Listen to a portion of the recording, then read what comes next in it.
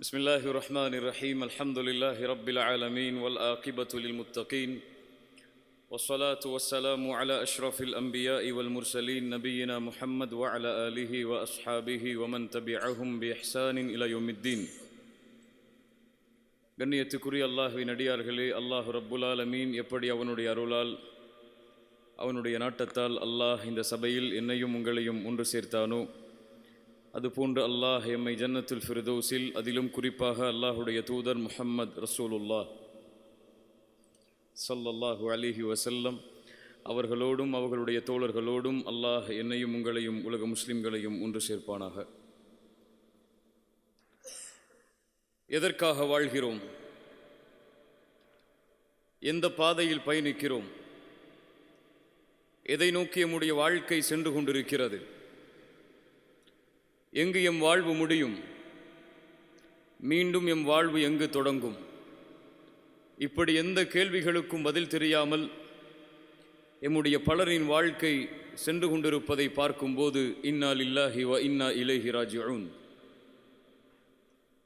அல்லாஹ் ரப்புல் ஆலமீன் எம்மை படைத்தான், எமக்கு உணவளிக்கிறான், எம்மை பாதுகாக்கிறான், எம்மை அரவணைக்கிறான், கல்வியை கொடுத்தான், செல்வத்தை கொடுத்தான், குடும்பத்தை கொடுத்தான், உறவுகளை கொடுத்தான், பாதுகாப்பை கொடுத்தான், கண்ணியத்தை கொடுத்தான். இவையெல்லாம் வீணா? அஃபஹஸிபுதும் அன்னமா ஹலக்னாகும் அபஸா, உங்களை அல்லாஹ் வீணாக படைத்து விட்டான், நோக்கமில்லாமல் படைத்து விட்டான், குறிக்கோள் இல்லாமல் படைத்து விட்டான் என்று எண்ணிக்கொண்டிருக்கிறீர்களா? வ அன்னக்கும் இலைனா லா துர்ஜஊன், நீங்கள் என்னிடத்திலே மீண்டும் கொண்டு வரப்பட மாட்டீர்களா என்று குர்ஆன் கேட்கிறது. உங்களை இறைவன் ஒரு நோக்கத்தோடு படைத்திருக்கிறான். வாழ்ந்து உண்டு கழித்து மரணிப்பதற்கு அல்ல இந்த வாழ்க்கை.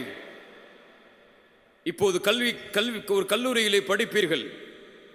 இன்னும் 2 வருடத்தில் 4 வருடத்தில் ஒரு நிறுவனத்தில் வேலை செய்வீர்கள். அடுத்த 4 வருடத்தில் ஒரு திருமணம் செய்து ஒரு குழந்தையை பெறுப்பீர்கள். அதற்கு பிறகு உங்களுக்கென்று ஒரு வீடு, அதற்கு பிறகு உங்களுக்கென்று ஒரு வாழ்க்கை, உங்களுக்கென்று ஒரு குடும்பம். அதற்கு பிறகு உங்களுடைய வாழ்வு முதுமையை தள்ளும், நோய் படுக்கையில் படுப்பீர்கள். அதற்கு பிறகு மரணம். இப்படி ஒரு வாழ்வை வாழ்வதற்கா அல்லாஹ் எம்மை படைத்தான்? இப்படி ஒரு வாழ்வை வாழ்வதற்கா அல்லாஹ் எம்மை லா இலாஹ இல்லல்லாஹ் என்ற கலிமாவோடு அல்லாஹ் ரப்புல் ஆலமீன் பிறக்கக்கூடிய வாய்ப்பை கொடுத்தான்? கால்நடைகள் வாழ்கிறது நோக்கம் இல்லாமல், குறிக்கோள் இல்லாமல், லட்சியம் இல்லாமல்.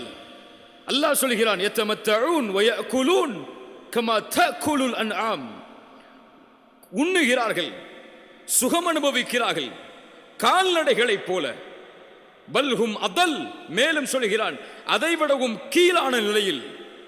வாழ்க்கையின் குறிக்கோளை அறியாமல், லட்சியத்தை அறியாமல், நோக்கத்தை அறியாமல் இவன் ஏன் மிருகத்தை போன்று வாழ்கிறான்? குர்ஆன் கேட்கிறது. அல்லாஹுடைய தூதர் ரசூலுல்லாஹி ஸல்லல்லாஹு அலைஹி வஸல்லம் அவர்களை விட இந்த வாழ்வை முழுமைப்படுத்தியவர் யார்? வாழ்க்கையின் நோக்கத்தை முழுமைப்படுத்தியவர் யார்?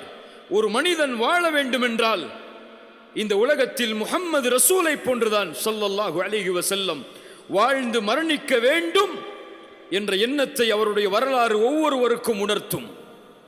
அவர் வாழ்க்கையில் படாத கஷ்டங்கள் இல்லை, வாழ்வில் படாத துன்பங்கள் இல்லை, சோதனைகள் இல்லை. செல்வ செழிப்போடு முஹம்மது நபி வாழவில்லை. உங்களுக்கு எல்லாம் தெரியும். பசியால், ஏழ்மையால், வறுமையால், உறவுகளை இழந்து, உரிமைகளை இழந்து, சொந்த நாட்டை இழந்து, கவலையோடும் கஷ்டத்தோடும் தன்னுடைய வாழ்வு முழுவதையும் சோதனைகளோடும் வசித்தவர். ஆனால் அவர் மரணிக்கும் போது அவர் வாழ்வில் மகிழ்ச்சி இருந்தது. அவர் மரணிக்கும் போது அவர் வாழ்க்கையின் ஆனந்தம் அவர்களுடைய முகத்தில் தெரிந்தது. அடிக்கடி சொல்லக்கூடிய நிகழ்வுதான். இந்த வரலாறை பேசும் வரை அதை பற்றிய சிந்தனை எனக்கு ஏற்படவில்லை. ஆனால் அந்த இடத்தை கடக்கும் போது என் உள்ளம் யோசித்தது. கடைசி தருவாய் அல்லாஹுடைய தூதருடைய மரணத்தில் அல்லாஹுடைய ரசூல் மரணிக்கப் போகிறார்கள். எம் உயிரிலும் மேலான முஹம்மது நபியின் மரணத்துடைய செய்தி உலகத்தில் யார் கேட்டாலும் கலங்குவார்கள். எழுந்திருக்க முடியவில்லை, நிற்கிறார்கள், கீழே விழுகிறார்கள், எழுந்திருக்கிறார்கள், நிற்கிறார்கள், கீழே விழுகிறார்கள். அவர்களால் தொழுகையை நடத்த முடியாது என்ற நிலைமை வரும்போது அபூபக்கரை தொழுகை நடத்துமாறு ஏவுகிறார்கள். 3 நாட்கள் அபூபக்கர் தொழுகை நடத்துகிறார் ரலியல்லாஹு அன்ஹு. முஹம்மது நபி உயிரோடு வாழும் போது 3வது நாள் முடிகிறது. 4வது நாளுடைய காலை விடியல் வருகிறது. ஃபஜ்ருடைய தொழுகை. நபித்தோழர்கள் எல்லாம் அபூபக்கருடைய தலைமையில் வரிசையில் அல்லாஹ்வுடைய தூதர் தன்னுடைய அறையின் திரையை கொஞ்சம் அகற்றி பார்க்கிறார்கள். அல்லாஹ்வுடைய தூதர் தன் தோழர்களை பார்த்த இறுதியான நேரம் அதுதான். அவர்களுக்கு தெரியும், இதுதான் என் தோழர்களை நான் பார்க்கக்கூடிய இறுதி நேரம் என்று. திரை அகழ்கிறது. அல்லாஹ்வுடைய தூதர் பார்க்கிறார்கள்.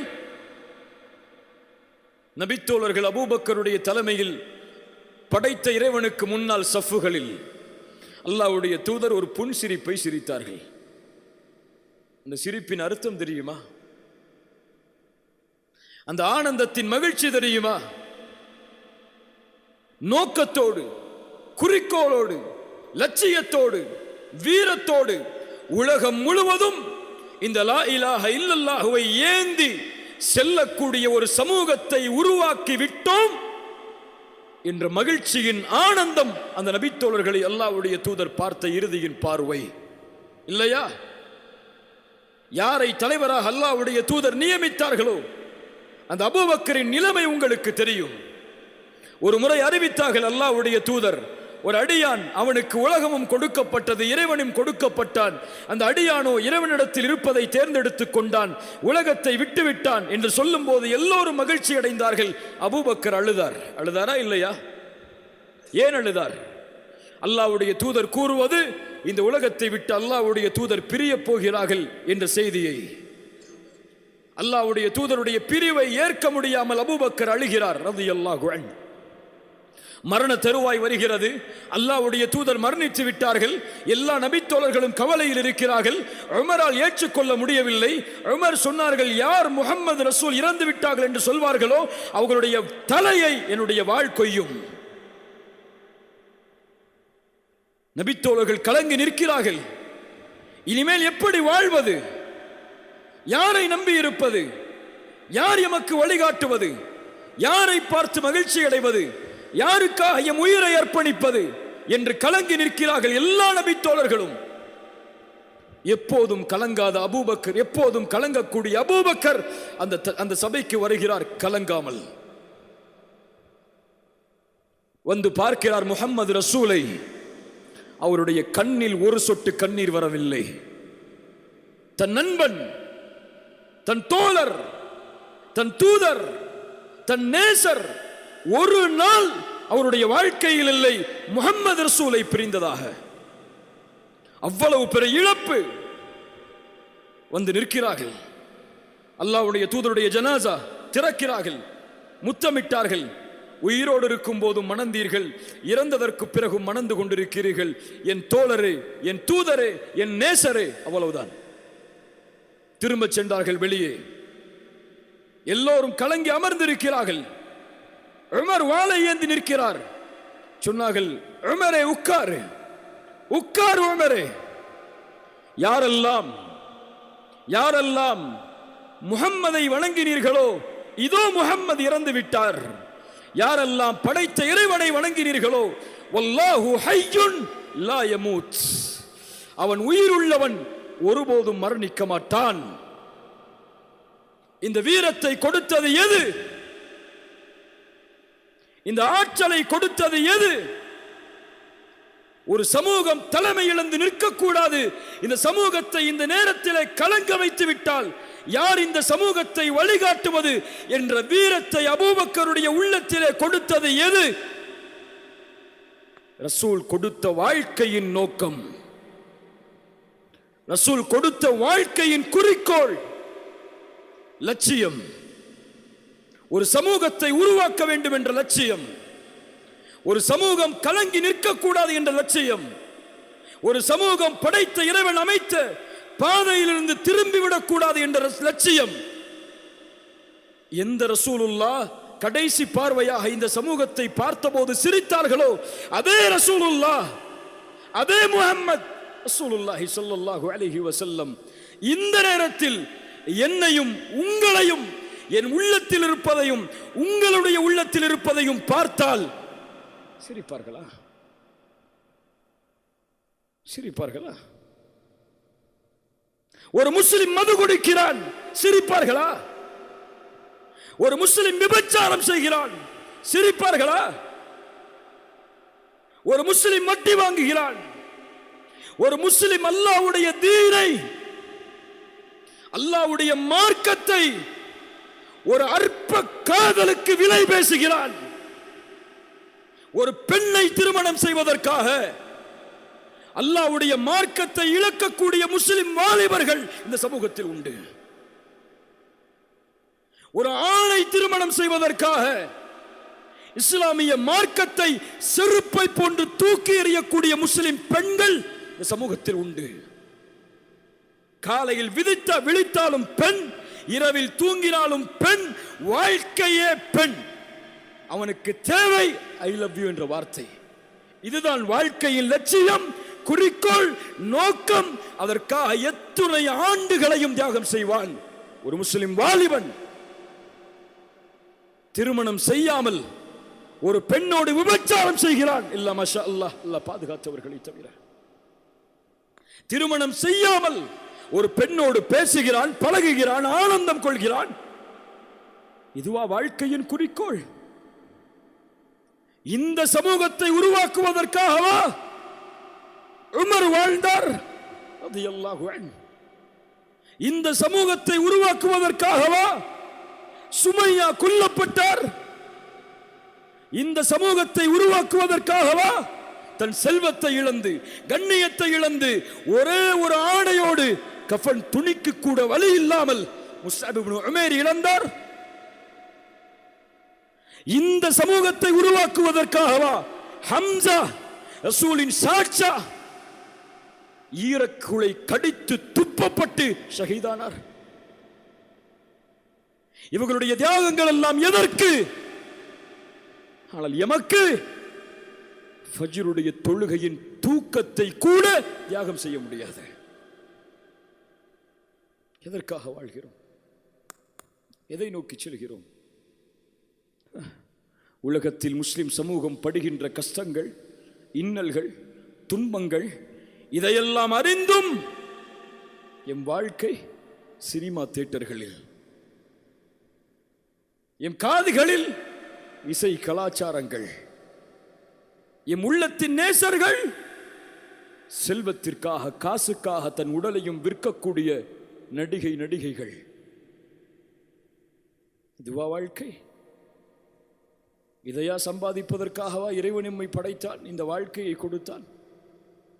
சமூகம் வீழ்கிறது, அழுகிறது, சிரமப்படுகிறது.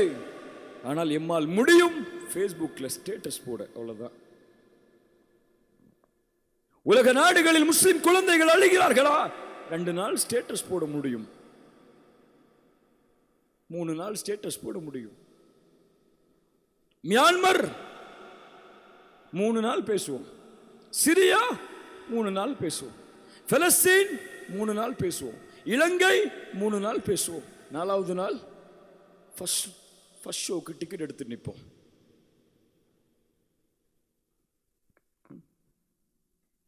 உலகத்தில் முஸ்லிம் சமூகம் வீழ்கிறது.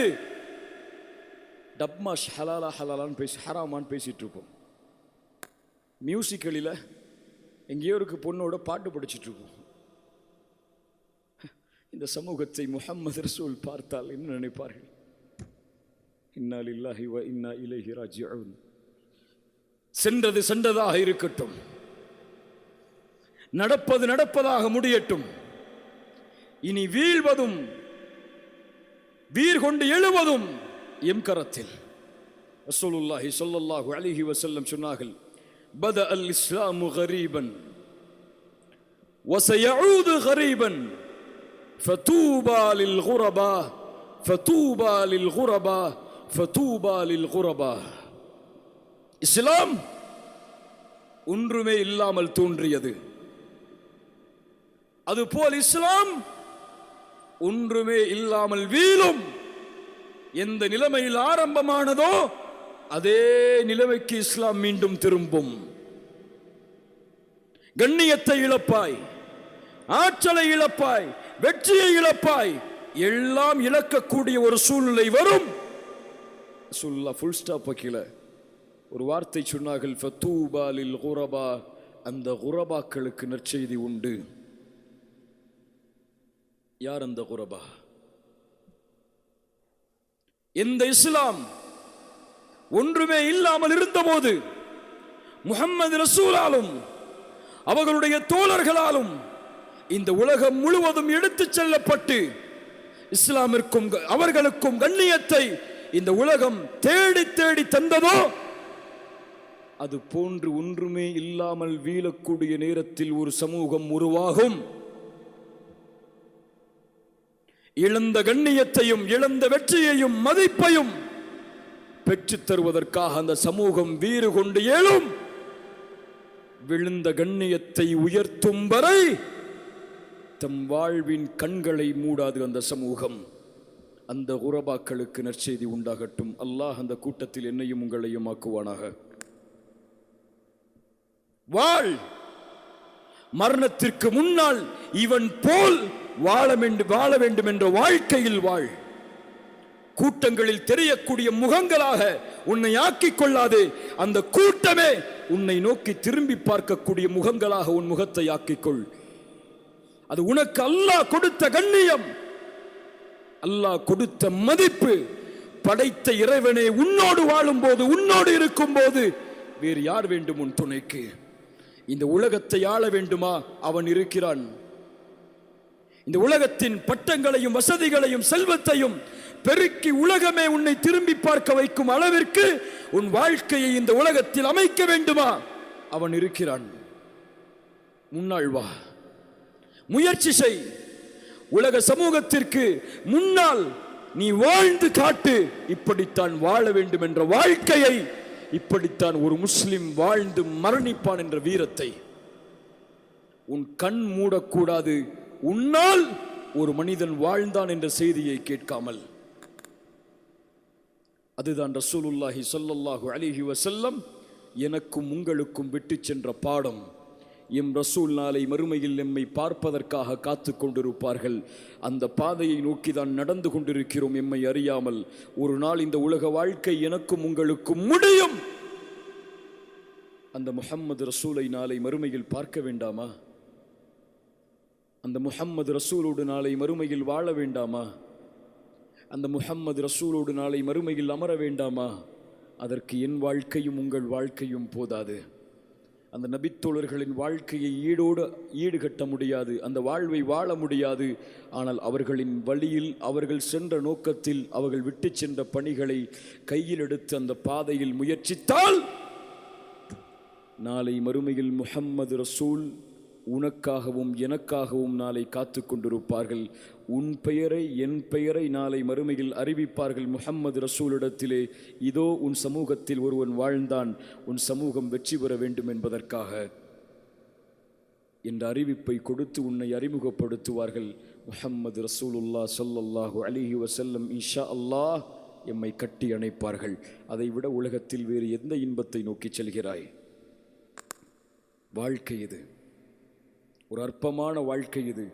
ஆனால் மரணிக்கும் போது, எம் உயிர் இந்த உலகத்தை விட்டு பிரியும் போது, எல்லா பொறுப்புகளையும் நிறைவேற்றி இந்த உலகத்தில் எம்மக்காக வாழக்கூடிய, எம் நோக்கத்தை கடைபிடிக்கக்கூடிய, எம் செய்திகளை தாங்கி நிற்கக்கூடிய இப்படி ஒருவன் வாழ்ந்தான் என்ற வார்த்தையை உலகம் எமக்கு பின்னால் சொல்லக்கூடிய அளவிற்கு வாழ்க்கையை உருவாக்கிவிட்டோம். என் படைத்த இறைவனின் திருப்தியோடு அவனை சந்திக்கப் போகிறேன் என்று கண்களை மூடாமல் இந்த உலகத்தில் இருந்து உன் உயிரை எடுத்துவிட அனுமதி கொடுத்து விடாதே. அது வாழ்க்கை, ஒரு வீரனின் வாழ்க்கை, வெற்றியின் வாழ்க்கை, குறிக்கோளுடைய வாழ்க்கை, லட்சியத்தின் வாழ்க்கை. அவர்கள் வெற்றியடைவார்கள். அல்லாஹ் அந்த கூட்டத்தில் என்னையும் உங்களையும் ஆக்குவானாக. அல்லாஹ் எம் பாவங்களை மன்னித்து, அல்லாஹ் ரப்புல் ஆலமீன் எம்முடைய செயல்பாடுகளை அங்கீகரிப்பானாக. அல்லாஹ் எப்படி இந்த சபையில் என்னையும் உங்களையும் ஒன்று சேர்த்தானோ அதுபோன்று அல்லாஹ் எம்மை ஜன்னத்துல் ஃபிர்தௌஸில், அதிலும் குறிப்பாக அல்லாஹுடைய தூதர் முஹம்மது ரசூலுல்லாஹ் ஸல்லல்லாஹு அலைஹி வஸல்லம் அவர்களோடும் அவர்களுடைய தோழர்களோடும் அல்லாஹ் என்னையும் உங்களையும் ஒன்று சேர்ப்பானாக. அகூலு கௌலி ஹாதா அஸ்தக்ஃபிருல்லாஹ் லீ வலக்கும்.